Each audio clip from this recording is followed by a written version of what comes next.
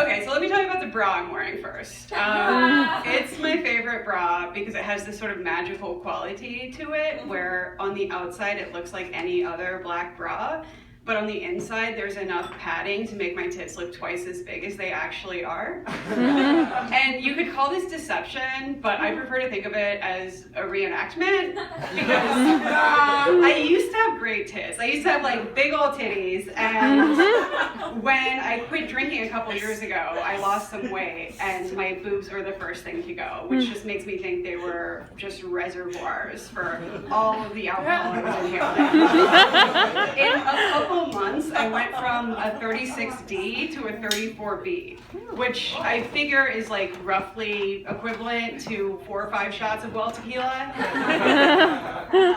But like when I quit drinking, it wasn't just my boobs that I lost. I lost a lot of my confidence, especially like my confidence in my body and my sexuality, and that was really rough because I was newly single and I like wanted to be doing sex, but I didn't know how, because all of my sexual experience involved copious amounts of alcohol, and I can like fact checked that because I have a list of everyone I've ever hooked up with, and like it all starts with a lot of booze, because how are you supposed to like act seductive if your judgment isn't even like a little bit impaired? I don't know how it works.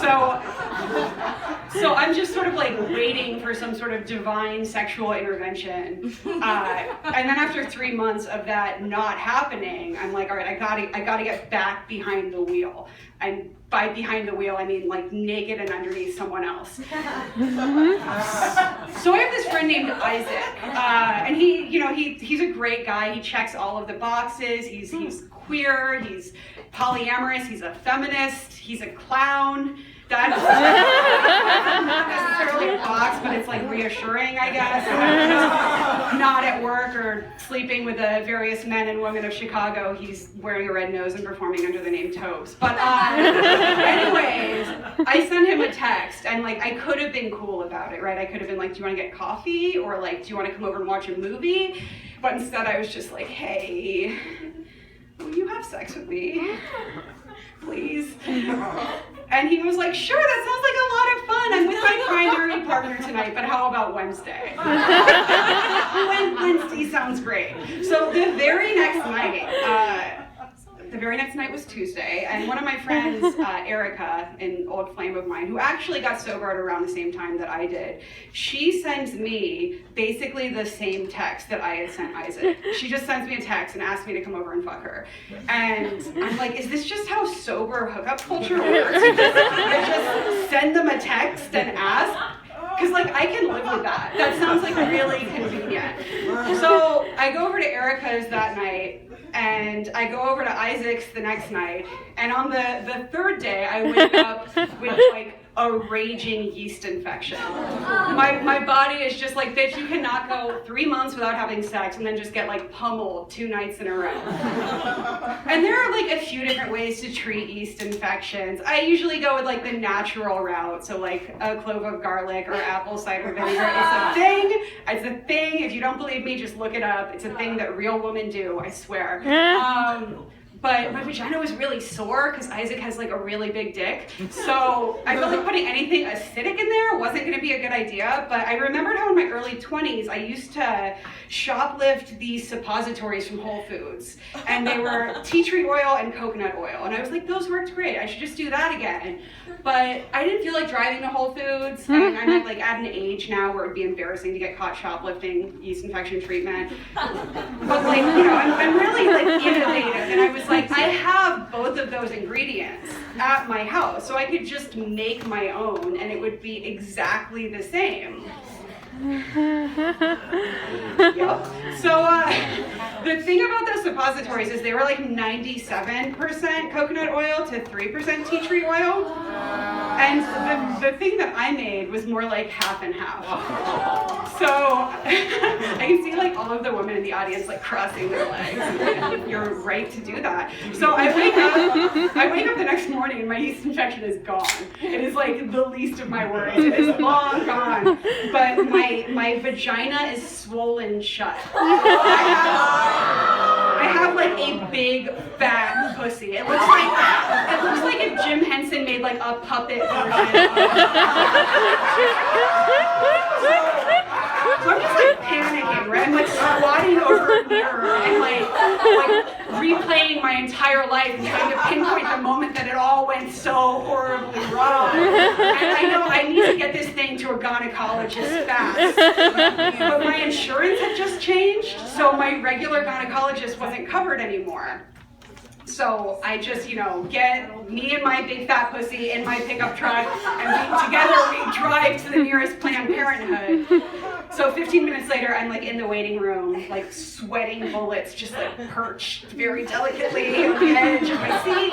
And a nurse comes out and calls my name, and I look up and I totally know this nurse. I'm pretty sure his name is Jeremy. I feel like we might be friends on Facebook. I think I know him from this like queer variety show event. Y'all know Salon-a-thon? Woo! Rest in peace. But I'm pretty sure he performs there, and like I perform there a lot, and that's actually incidentally where I met both Erica and Isaac.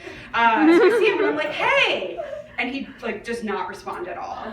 And looking back, it's obvious that that's because Planned Parenthood has some sort of privacy statute that forbids the nurses from acknowledging the slutty Salon-a-thon broads when we roll in with our broken pussies. But that doesn't occur to me at the time. So instead, I just start doubting my sanity. I'm like, maybe I don't actually know him, or maybe I just recognize him because I added him on Facebook once when I was drunk because he's really hot, or like maybe there never even was a Jeremy. Like maybe my fat pussy is affecting my brain now. So we get back to the exam room and he starts asking me the questions, like how many people have you slept with in the past 3 months? And I'm like, 2? Maybe you know them, and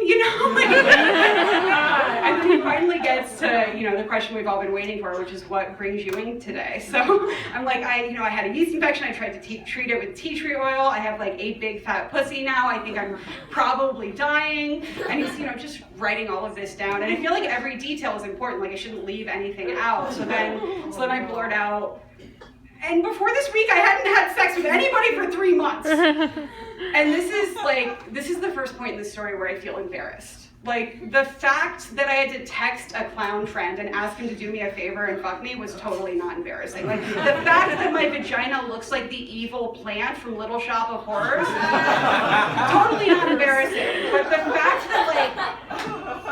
the fact that I have to tell someone who may or may not be a peer that I went like 3 months without having sex, I'm like, how can I ever show my face in beauty bar again?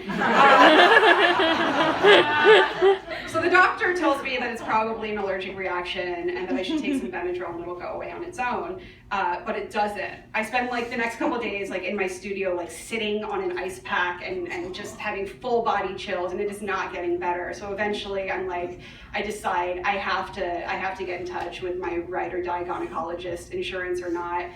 But by now it's a Saturday, so I do what anyone would do. I track down her personal cell phone number, and I don't even bother with a preamble. Just as soon as she answers, I launch into the whole story, and I don't leave anything out, like the sobriety, the celibacy, the lesbian sex, the straight people sex, the yeast infection, the big fat pussy, and she just interrupts me and is like, Emma, like, it's gonna be okay. It sounds to me like you just chemically burned your vagina.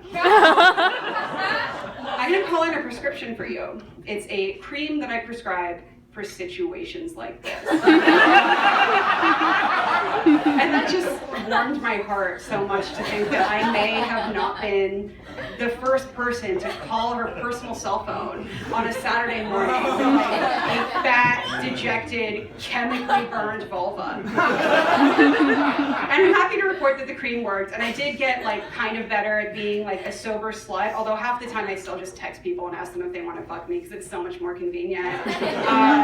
But like 6 months after this whole fiasco happened, I was actually with a hot date, and I brought him to Salon-a-thon, and we're standing in the crowd, and the host announces the last act of the night, and like, who should come waltzing out from those curtains but Nurse Jeremy? He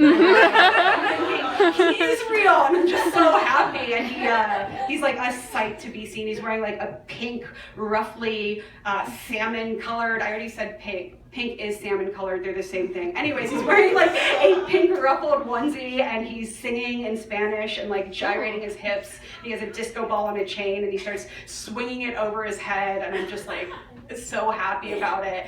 And suddenly the chain breaks and the disco ball goes flying across the room, and you can hear the whole room like gasp, and it's like slow motion, and it's like a heat-seeking missile. It's coming straight towards me like the ghost of yeast infections past, back to remind me who's really in charge. And it hits me right in the boob. So hard.